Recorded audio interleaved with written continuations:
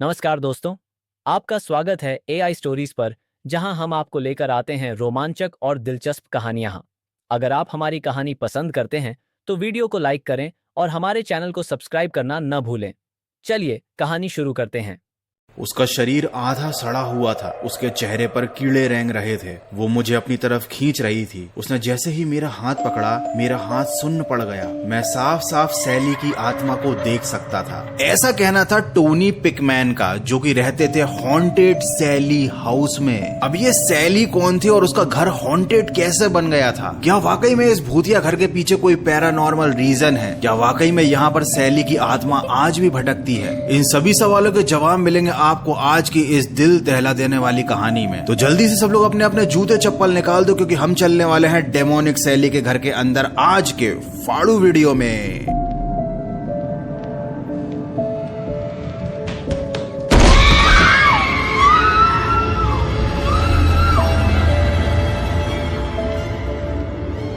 ये घर शुरुआत के समय से ही हॉन्टेड नहीं था। ये घर 1871 में बना था। इस घर को दिसंबर 1992 में टोनी पिकमैन और उनकी वाइफ डेबरा पिकमैन ने खरीद लिया। इन दोनों की नई नई शादी हुई थी। जब ये न्यूली वेड कपल इस घर में रहने के लिए आए, तब इस घर की कोई भी हॉन्टेड हिस्ट्री नहीं थी। इन लोगों ने अपने होने वाले बच्चे के लिए भी एक रूम सिलेक्ट करके रखा था इसी घर में। वो लोग इस रूम को बहुत ज्यादा सजाते थे, बहुत प्यार से रखते थे इस पूरे घर को, क्योंकि ये उनकी मेहनत की कमाई से खरीदा गया पहला घर था। लेकिन उनके साथ एक कुत्ता भी था, जो कि हमेशा उस रूम में जाकर अजीब हरकतें करता था, जो उन लोगों ने अपने होने वाले बच्चे के लिए सिलेक्ट करके रखा था। लेकिन इन दोनों ने ही कुत्ते की इन हरकतों को इग्नोर किया। उनको लगा कि शायद नए घर में आने की वजह से उनका डॉगी थोड़ा सा परेशान है, लेकिन परेशान एक्चुअली में डॉगी नहीं था। वो तो आने वाले खतरे के बारे में इन दोनों को बताना चाह रहा था। इन लोगों को इस घर में करीब 1 साल हो चुका था। इस 1 साल के दौरान घर में अचानक लाइट का जल जाना, चीजों का गिरना, कांच की चीजों का फूटना, रात के समय घर से अजीब अजीब सी आवाजें आना, घर के अलग अलग इलाकों में ठंड महसूस होने जैसी घटनाएं ये लोग कई बार महसूस कर चुके थे। टोनी और डेबरा इस बात को अच्छे से समझ गए थे कि उनके घर में भूत है। लेकिन चूंकि उनका बजट ही नहीं था नए घर में शिफ्ट होने का, तो उन्होंने भूत के साथ ही रहने का फैसला किया। क्योंकि पहली बात तो उन्हें भूत दिखाई नहीं दिया था, और दूसरा वो लोग भूतों पर विश्वास नहीं करते थे। इसी घर में उनका एक बेबी भी हो गया, और उस बेबी को उन्होंने उसी कमरे में रखा जिसमें कुत्ता हमेशा जाकर भौंका करता था। लेकिन डेबरा इस घर में होने वाली कुछ चीजों से बहुत ज्यादा परेशान हो चुकी थी, जिनमें से कि एक घटना थी उसके बेबी का रात में ना सोना। डेबरा को हमेशा ऐसा लगता था कि कोई अदृश्य आत्मा है जो उसकी बेबी के साथ रात में 2 बजे के बाद खेलने लगती है, जिसकी वजह से बेबी सोता नहीं है। लेकिन ये तो सिर्फ शुरुआत थी। आगे उन्होंने ऐसी ऐसी घटनाओं का सामना किया जिन्हें सुनने के बाद आपकी भी रूह कांप जाएगी। एक दिन टॉमी अपने बच्चे के कमरे में गया और उसने देखा कि पूरे खिलौने बिखरे पड़े हुए हैं, जबकि उनका बच्चा तो बहुत छोटा था, वो तो अभी खिलौनों को उठा भी नहीं पाता था। टोनी को लगा कि शायद डेबरा ने ये खिलौने फर्श पर फैलाए होंगे बच्चे को खिलाने के लिए, तो उसने सारे खिलौनों को जमा दिया, अपनी जगह पर सारे खिलौनों को अच्छी तरीके से रख दिया। और जैसे ही टोनी वापस लौटकर आ रहा था, आधी सीढ़ियां उतरते ही उसे बच्चे के कमरे से फिर से खिलौनों के फेंकने की आवाज सुनाई दी, जबकि उस कमरे में कोई भी नहीं था। जब टोनी ने वापस जाकर देखा तो खिलौने वापस वैसे ही फर्श पर पड़े हुए थे। इस घटना के बाद टोनी ने डेबरा से बात की और इन दोनों ने डिसाइड किया कि वो अपने बच्चे को उस कमरे में अकेला रात में बिल्कुल नहीं छोड़ेंगे। टोनी ने अपने भाई को और डेबरा ने अपनी सिस्टर को बच्चे को संभालने के लिए अपने घर पर बुला लिया। इन दोनों ने बच्चे को अपने साथ ही रात में सुलाना शुरू कर दिया। एक हफ्ते बाद उनके पड़ोसी ने आकर कहा कि रात के 2 बजे के बाद आपके बच्चे के कमरे की लाइट जल जाती है। ये सुनने के बाद वो दोनों पति पत्नी मतलब टोनी और डेबरा काफी परेशान हो गए, क्योंकि बच्चे के रूम की लाइट वो लोग रात को 2 बजे नहीं जलाते थे। इनफैक्ट उस रूम में तो अब कोई रहता ही नहीं था, वो रूम उन लोगों ने बाहर से लॉक कर दिया था। इस घटना के बाद टोनी ने डिसाइड किया कि अब ये लोग इस घर में नहीं रहेंगे, चाहे इनको सड़क पे ही क्यों ना रहना पड़े। और ये टोनी भैया का एकदम सही डिसीजन था। अगर टोनी की जगह मैं होता तो ये डिसीजन डे 1 पर ही ले लेता, सड़क पर सोने का नहीं, घर से बाहर निकलने का। लेकिन जैसे ही टोनी ने ये बात सोची, उसकी पीठ में बहुत तेज दर्द होने लगा। जब डेबरा ने टोनी की टी शर्ट को ऊपर उठाया तो देखा टोनी की पीठ पर पंजे से बने हुए घाव थे, जैसे किसी ने उसकी पीठ पर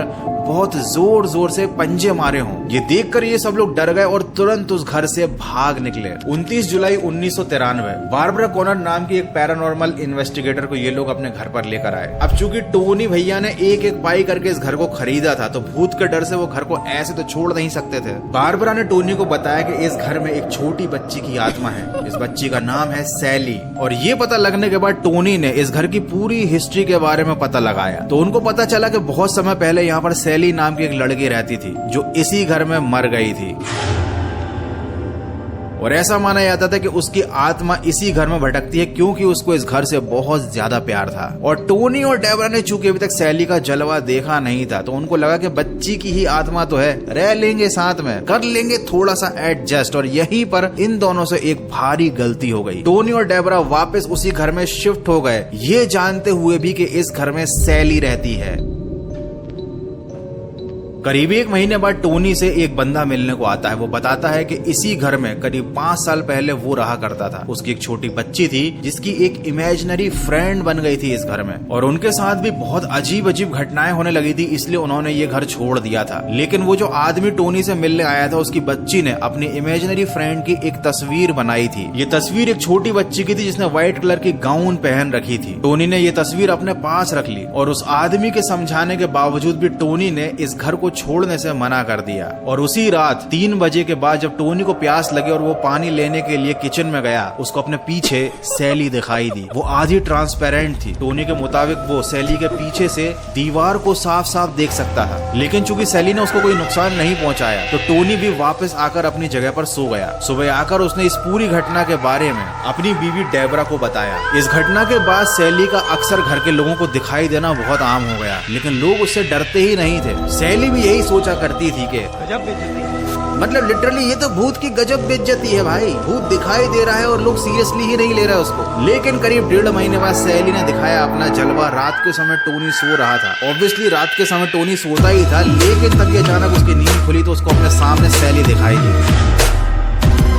उसने फिर से वही किया, उसने सैली को इग्नोर किया, लेकिन इस बार सैली ने उसके पैर पकड़कर अपनी तरफ उसे खींच लिया। सैली बहुत ज्यादा शक्तिशाली हो चुकी थी। उस पूरे कमरे में बहुत ज्यादा ठंड थी। उसने टोनी के शरीर को जहां भी छुआ, टोनी का शरीर सुन्न पड़ गया। वो बहुत ताकत से टोनी को अपनी तरफ खींच रही थी। टोनी ने बताया कि उस लड़की का आधा चेहरा सड़ा हुआ था, उसके चेहरे पर कीड़े रेंग रहे थे। वो थोड़ी इंसान और थोड़ी जानवर जैसी दिखाई दे रही थी। ये नजारा बहुत ही ज्यादा डरावना था। और उसके बाद टोनी ने जैसे तैसे करके अपनी जान बचाई और वो उस घर से भाग निकला। उस दिन के बाद से टोनी के पूरे परिवार ने उस घर को छोड़ दिया और भूतों को सीरियसली लेना शुरू कर दिया। ये घर आज भी सुनसान पड़ा है। किसी की हिम्मत नहीं होती कि वो वापस इस घर में जाकर रहने लगे। लेकिन बहुत से लोग जो पैरानॉर्मल एक्टिविटी की जांच करते हैं, वो अक्सर इस घर में आया करते हैं। बहुत से लोगों ने यहाँ पर एक आत्मा के होने की मौजूदगी को महसूस भी किया है। लेकिन टोनी पिकमैन की फैमिली के बाद आज तक इस घर में कभी कोई नहीं रहा।